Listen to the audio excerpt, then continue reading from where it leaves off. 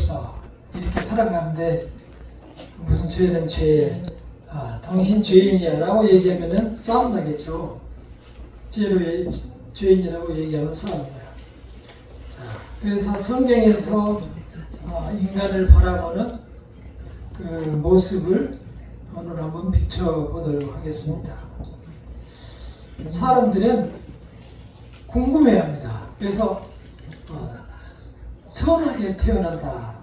사람은 본래 선하다. 그래서 성선설이라고 배웠고, 또 성악설이라고 해서 사람은 태어날 때부터 악하게 태어났다. 그것이 인간이다. 이런 이론도 크게 나눠져 있죠. 이제 우리 기독교에서도 그러한 죄의 모습을 세 가지 형태로 지금 현재 구분해서 설명을 하고 있습니다. 원래 사람은 깨끗하고 온전한 상태로 그야말로 죄가 없이 깨끗하게 온전한 상태로 태어났는데 그 아담이 죄를 지음으로 그것이 더럽혀졌다. 그러니까 죄를 아담처럼 짓지 않으면 지금도 깨끗하다. 대부분의 사람들이 이제 이렇게 생각하고 실제설이라고 하는데, 죄를 안 질 수도 있다. 나에게는 죄가 없다. 나는 깨끗하다. 무슨 소리냐? 이렇게 얘기를 많이 합니다. 특히 유튜브나 뉴스나 요즘 우리 사회에서는 매우 손가락질을 절반을 향하여 손가락질을 하기 때문에 절반은 어쨌든 죄인이라고 우리는 지금 얘기하죠. 근데 성경에서는 대표설을 말합니다. 다시 말해서 여기는 지금 아담이 우리 모든 인간의 대표다. 그래서 아담의 형태를 보고 우리가 그 죄를 판단해야 된다 라는 입장이 우리 기독교의 입장입니다. 그래서 아담은 그 우리 모든 인류의 대표다. 인류의 대표. 그럴 수밖에 없는 게 아담으로부터 인류가 시작이 됐기 때문에 당연히 하나님이 아담과 처음에 약속을 할 때 다 두 명뿐이 없었습니다. 아담과 하와하고 하나님뿐이 없었어요. 그 상태에서 그 약속을 했단 말이에요. 그리고 약속하기 전까지는 그야말로 아담이 깨끗한, 죄가 없는 깨끗한 상태였고 아주 총명하고 지혜로운 그러한 사람이었죠. 근데 이제 그래서 그때 당시에 그 아담은 바로 우리 인간의 대표, 조금 전에 우리가 읽었던 대로 뭐라고 했습니까? 모형이라고 했는데,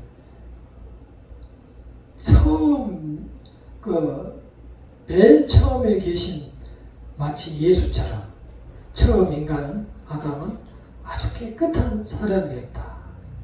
이러한 주장을 이제 하고 있는 겁니다. 그래서 우리는 당초에 아담이 깨끗한 사람이었다. 그래서 하나님께서 그 약속을 아담과 했고, 아담과 약속했을 때 그때까지 깨끗했고, 또 그 모든 약속에 대한 그 결과에 대해서도 우리 모든 사람들이 다시 죄를 우리가 입고 태어나는 그런 두 가지 상태로 있는 것이 그 아담의 모습이다. 그 이중적인 관계라고 하기도 하는데, 그러면 아담은 약속의 조상이기도 하고 또 인생의 육신적인 조상이기도 하는 두 가지의 우리 인생의 대표가 되는 겁니다. 그런데 이제 처음에 그러니까 하나님께서 당연히 아담을 만들 때 깨끗한 상태로 만들었죠. 그런데 이제 아담이 거기에서 죄를 이제 없는 죄를 아담이 지은 거죠. 그리고 그 죄가 그 후로의 모든 인간에게 가지고 태어났다. 이게 우리 기독교 개혁주의의 입장입니다. 그러니까 아담이 처음에는 깨끗했으나 하나님과의 관계에서 약속을 어기면서 죄를 지었고 그로 인해서 그 후로 태어나는 모든 사람은 다 죄를 범했다. 죄를 가지고 태어난다. 12장에서 우리가 조금 전에 로마서 5장 12절에 읽은 것처럼 한 사람으로 말미암아 죄가 세상에 들어오고 다시 말해서 아담으로 말미암아 죄가 세상에 들어오고 또 그로 인해서 이제 사망까지 결국 죽게 되었다는 뜻이죠. 또 모든 사람들이 그로 인해서 죄를 지었고 사망이 모든 사람에게 왕노릇했다. 그러니까 그 후 모든 사람이 죄를 가지고 태어나고 죽을 수밖에 없다. 우리는 여기에 대해서 억울하게 생각하는 경우가 많아요. 그리고 어린 아이는 또 무슨 죄가 있나? 죄를 지기 전에도 아이들이 제가 무슨 죄가 있다고 어린아이들이 죽으면은 저렇게 죽느냐라는 그 의문을 가지고 하나님을 원망하는 경우도 있고 하나님을 그래 해서 믿지 않는 사람들도 있습니다. 그러나 여기 성경에 따르면 그 어린 아이들마저도 다 죄를 가지고 태어난다는 거예요. 그 말이 조금은 이해가 가는 게 우리 손주 같은 경우도 정말 저렇게 이쁘게 참 어리광을 부리고 하는데 또 성질을 부릴 때는 아주 또 성질을 심하게 부립니다. 그래서 그 못난 성질은 지네 엄마를 닮았다. 이렇게 이제 우리가 얘기를 하는데 그 얘기는 무슨 말이냐면은 그 엄마가 성질이 안 좋다는 얘기거든요.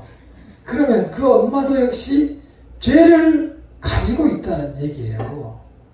그 죄가 엄마로부터 딸에게 태어날 때부터 가지고 나온다. 이런 얘기를 우리가 무의식 중에 하는 거죠. 그러니까 결국은 모든 사람들이 그 죄를 범하였다. 죄를 가지고 있다는 말이 맞는 거예요. 그래야만 우리가 이 성경을 읽을 때 이해가 되고 사람을 보고서 실망을 덜 하게 되죠. 제가 종종 말씀드리죠. 지금까지 살아가면서 왔을 때 저에게 실망을 주지 않은 사람이 한 명도 없다. 아마 우리 성도님도 그럴 거예요. 살아오면서 수많은 사람들을 만났는데 제 카톡에도 지금 1000명이 넘게 있는데 그 사람들 중에서 나에게 실망을 주지 않은 사람이 단 하나도 없어요. 그것은 물론 제가 또 잘못돼서 그럴 수도 있어요. 저마저도. 결국 저도 죄인인 거죠. 그러니까 모든 사람이 죄를 범하였으며 하나님의 영광에 이르지 못하더니 라는 그 로마서 1장에 나온 말씀이 딱 맞는 거예요. 그러한 세상에 우리가 살고 있으니 이 세상이 힘들고 어려울 수밖에 없어요. 근본적으로 우리 생각 속에 그걸 가지고 세상을 살아가야 돼요. 그래서 대통령 저 사람 참 훌륭한 사람이지 대단한 사람이지 뭐 능력도 있고 고시도 합격하고 어쩌고 이런 얘기를 하는데 그런 거는 이 죄와 아무 관계 없습니다. 그거는 그냥 자기가 공부 열심히 해서 딴 거예요. 그러니까는 그렇다고 해서 그 사람이 아주 훌륭한 사람 그렇지 않아요. 절대 그렇지 않아요. 글자를 하나를 못 배웠어도 우리 어머니처럼 학교를 못 다녔어도 아주 훌륭한 그런 분들이 세상에는 많아요. 그러니까 많이 배우고 어쩌고 했다고 해서 훌륭한 사람이 절대 아니고 그 사람들을 어떤 선악의 기준으로 생각하려고 하는 것은 그러한 생각을 한 자체가 아주 나쁜 의도예요. 이 세상에는 모든 사람이 다 죄인으로 태어났다니까요. 죄를 심지어 짓기 전에도 죄를 가지고 태어났다니까요. 그 사실을 우리가 반드시 내 속에 가지고 있어야만 이 세상에 살아갈 때 내 마음이 편해요. 그렇지 않으면 늘 실망과 갈등 속에서 이 세상에 살아가게 됩니다. 자, 간접 전가설이라는 것도 있는데 이런 것들이 하나의 이론일 뿐이고, 자, 우리 기독교에서는 모든 사람이 죄를 범하여서 하나님의 영광에 이르지 못하게 되었고 아담이 그 죄의 원뿌리가 되었다. 자, 두 번째, 원죄와 본죄라는 게 있는데 이것은 이제 죄를 그냥 나눠서 본 거예요.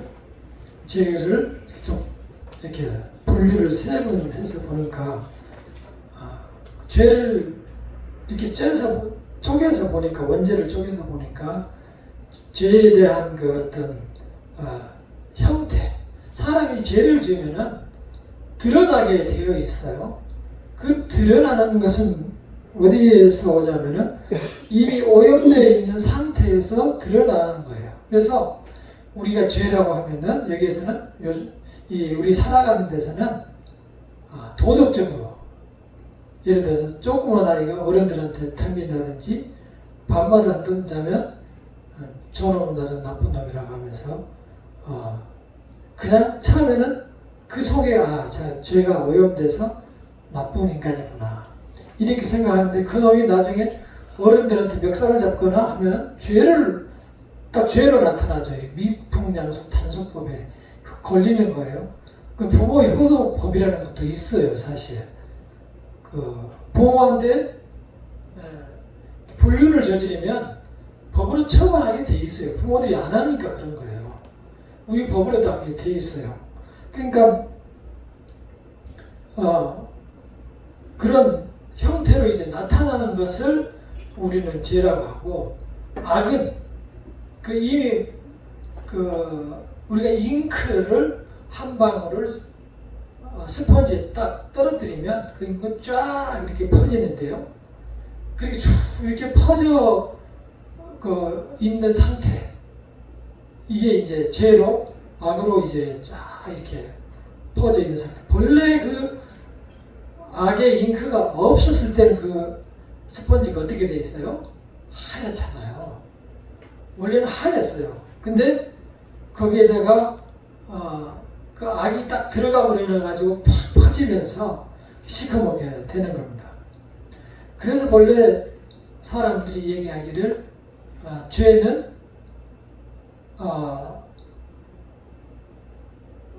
악의 이렇게 온통 하나님이 깨끗하게 만들었는데 거기에 흠이 묻었다, 먼지가 묻었다, 죄악이 묻었다. 그 상태를 우리 대부분 비교해서 많이 이야기를 합니다. 이해가 잘 안 되니까. 사람들이 그 상상 자체를 잘 못해요. 모든 사람들은 다 깨끗한 것이 아니고 다 시커먼 상태로 있다는 거죠. 그래서 사람들 마음속에 그런 죄와 악의 뿌리를 가지고 이 세상에 태어난다. 그래서 우리가 아담으로부터 받은 원죄다. 이것은 평상시는 잘 몰라요.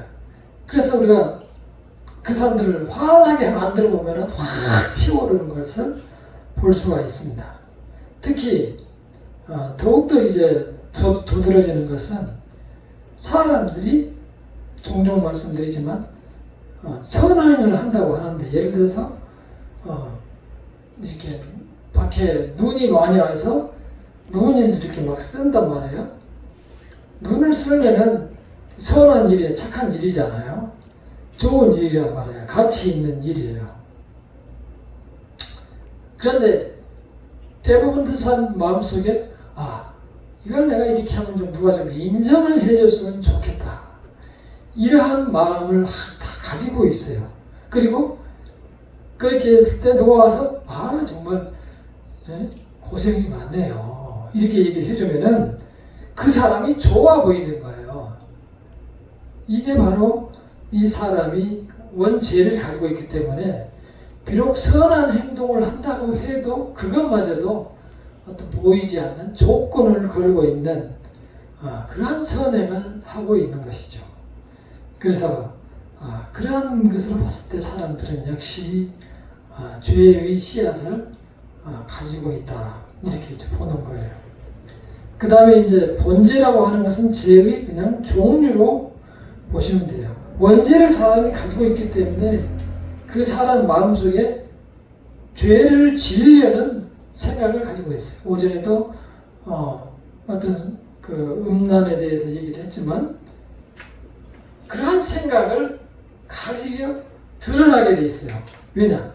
이 생각 속에 그 죄가 있는 거예요. 씨가 있는 거예요. 그리고 이것을 해야 되겠다.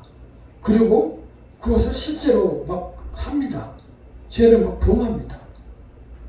그러니까 법을 만들어라. 놔두면 온 세상이 난리가 나기 때문에 그래서 법을 만들어 놔는 거예요. 그러한 죄가 교만도 있고 질투도 있고 증오도 있고 감각적 육신적인 욕망도 있고 악한 욕망도 있고 또 이 내 속에서 일어나는 사기하는 도둑질하는 살인, 간음 이렇게 겉으로 나아가는 이런 것들도 있단 말이에요. 또 심지어는 성령을 회방하는 죄도 있어요. 여러 가지 죄의 형태로 나타나는데 여기서 성경에서 지금 말씀하시기는 성령을 회방하는 죄는 용서받을 수 없다. 하나님을 부인한다든지 우리가 전도를 했을 때 무슨 그 하나님과 성령님과 예수님을 거역하고 욕을 한다든지 이러한 죄는 용서받을 수 없는 거예요. 근데 성도들 중에도 교회를 다니는 사람들 중에도 그런 사람들이 있어요. 놀라워요. 특히 악마에 붙들려 있을 때 가끔 이렇게 교회 다니는 사람들도 점을 보는 사람도 있지만 악마에 붙들려 있는 사람들, 교회 다니는 사람들 많아요. 그런 사람들이 보면은 이단들이 특히 많기도 하죠. 성령을 부인합니다. 그러니까 이단은 어쩌면은 이 회복할 수 없는 죄를 범하고 있는 거예요. 성령을 회방하는 죄는 용서할 수가 없다. 반드시 죄의 대가를 받게 된다. 이런 거예요. 그러니까 우리는 아담으로부터 받은 죄의 뿌리가 있는데 그 죄가 원죄이고 그로 인해서 여러 가지 마음의 시기, 분노, 질투, 사기 이러한 마음과 욕망과 어떤 그런 죄된 생각들 이러한 모든 것들이 다 이 죄의 형태로 나타나는데 이것을 본죄라고 한다. 그래서 이제 이러한 모든 죄들은 나면서부터 죄를 범하기 전에 교육을 받기 전에도 의식을 갖기 전에도 판단력을 갖기 전에도 우리가 그러한 죄성을 가지고 태어난다는 사실을 우리는 항상 인지하고 있어야 합니다. 그러한 것들이 천사같이 아름다운 사람들 마음속에서 또는 입에서 또는 행동에서 가끔 튀어나오는 그러한 행동들. 최근에 어떤 안타까운 국회의원이 돌아가셨죠.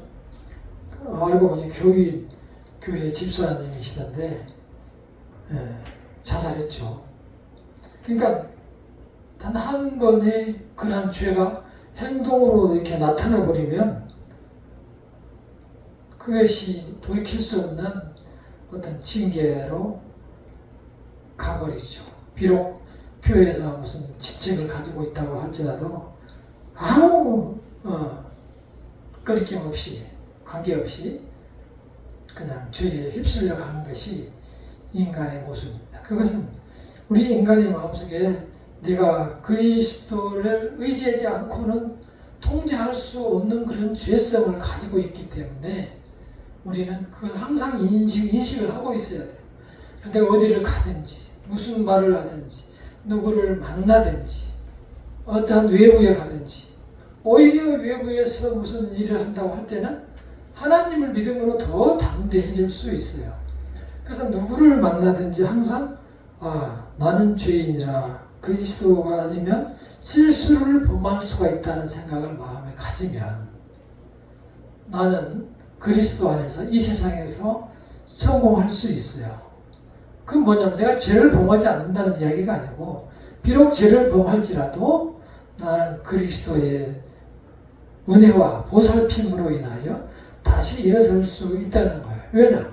그리스도께서 선택한 백성들에 대해서 모든 죄를 용서하시고 살 길을 허락해서 구원으로 인도하셨기 때문입니다.